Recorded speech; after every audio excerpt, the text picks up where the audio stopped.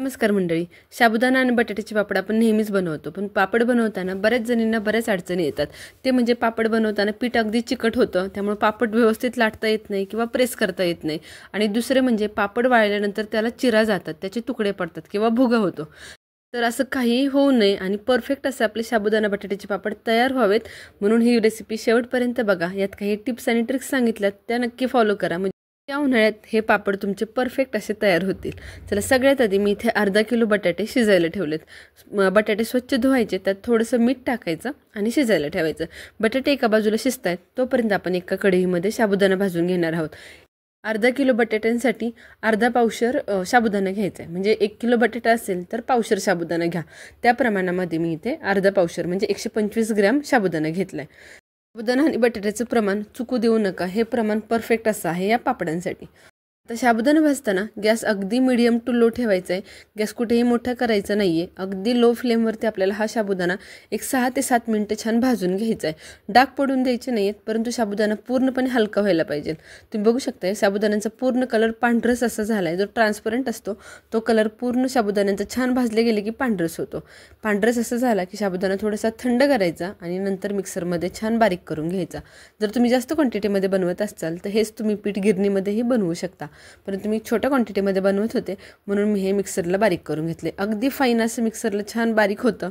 अगदी बारीक पिठीसारखं करून घ्यायचं. थोडंसं जर त्याचे कण राहिले तर चाळून घेतलं तरी चालेल. चला, बटाटाही इथे मी छान शिजवून घेतला आहे. अगदी मऊसूद असा बटाटा शिजवायचा, सोलून अशा पद्धतीने मॅशरने मॅश करून घ्यायचा. इथे बटाटा तुम्ही किसून घेतला तरीही चालेल, पण मी इथे मॅशरने मॅश करून घेतला आहे. चला, आता हे पूर्ण साबुदाण्याची पिठी घालायची. त्यानंतर 2 चमचे मी मीठ घातलं आहे. मीठ तुम्ही तुमच्या आवडीप्रमाणे कमी जास्त घालू शकता, परंतु अर्धा किलो बटाटे आणि अर्धा पावशर साबुदाणा यासाठी 2 चमचे मीठ हे परफेक्ट प्रमाण होतं. मीठ या बटाटा आणि साबुदाण्याच्या मिश्रणामध्ये छान मिक्स करून घ्यायचं. त्यानंतर घालायचे तिखट. आता लाल मिरची पावडर इथे आपल्या प्रमाणानुसार घ्यायचे. तुम्हाला कितपत पापड तिखट करायचे त्यानुसार. इथे मी साधारण 1.5 चमचा लाल तिखट घेतले. जर हवं असेल तर तुम्ही या स्टेजला यामध्ये जिरीही घालू शकता किंवा जिरी पूड घातली तरीही चालेल. चला, आता हे लाल तिखट आपण याच्यामध्ये छान मिक्स करून घ्यायचे. छान याचा गोळा बनवून घ्यायचा आहे.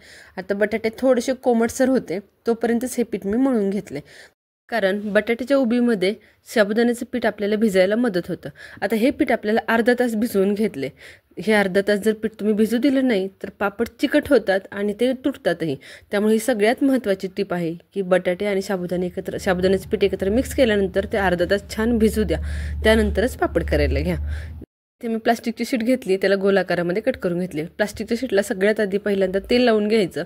त्यानंतर एकदाही तेल लावायची गरज पडत नाही. तेल लावून घेतले की त्यावर छोटासा गोळा ठेवायचा आणि त्यानंतर हाताने थोडंसं प्रेस करायचा आणि अशा प्लेटच्या सहाय्याने आपण याची छोटीशी पुरी करून घेणार आहोत. आता हे तुम्ही प्लेटच्या सहाय्याने हा पापड करू शकता, पुरी यंत्रावर करू शकता किंवा एखाद्या वाटीच्या सहाय्याने देखील हे पसरवत करू शकता. एकदा प्लेटने छान दाबून घेतलं की ह्याच्या कडा प्लेटच्या सहाय्याने एकसारख्या करून घ्यायच्या, जेणेकरून पापड कुठे जाड कुठे पातळ असं राहणार नाही. प्लेटच्या सहाय्याने असं फिरवून पापड केला की एकसारखा असा पसरला जातो आणि पातळही होतो. हे जर तुम्ही पुरी यंत्रावर करत असाल तर प्लास्टिकची शीट प्रत्येक गोळ्याच्या खाली आणि वरती ठेवायची. त्यानंतर पुरी यंत्रावर प्रेस करायचं, जेणेकरून पुरी यंत्राला पीठ चिकटणार नाही. या पद्धतीने पापड केल्यामुळे अगदी सहजपणे ते निघतात आणि कागदावरती टाकतानाही अजिबात पापड तुटत नाही किंवा शेवटी वाळल्यानंतरही पापड आहे असे राहतात. तुम्ही बघू शकता किती सुंदर असे हे पापड तयार होतात. त्याच्या कडासुद्धा चिरल्या जात नाही आहेत आणि गोळेसुद्धा चिकट होत नाही आहेत.